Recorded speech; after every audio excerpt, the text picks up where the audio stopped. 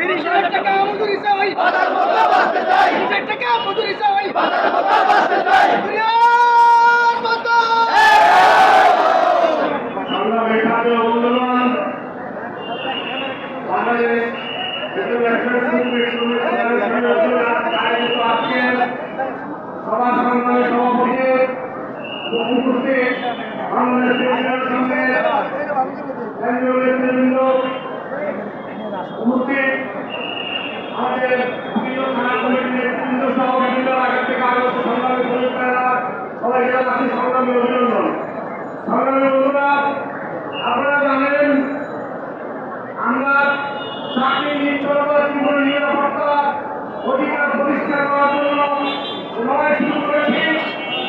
বর্তমানে বাজারের সাথে সংগতি রেখে ভোগের শিল্পের শ্রমিকের 30,000 টাকা সর্বনিম্ন মজুরি আমরা দাবি করেছি। আমাদের এই ন্যায়সঙ্গত দাবিকে সরকার পূর্ণ উপেক্ষা করে তারা তাদের মতো করে একটি কাজে প্রকাশ করেছেন।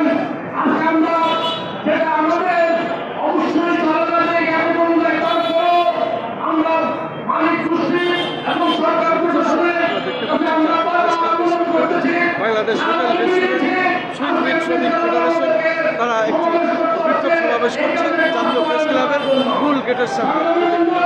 তারা বক্তব্য দিচ্ছে, বিক্ষোভ সমাবেশ চলছে।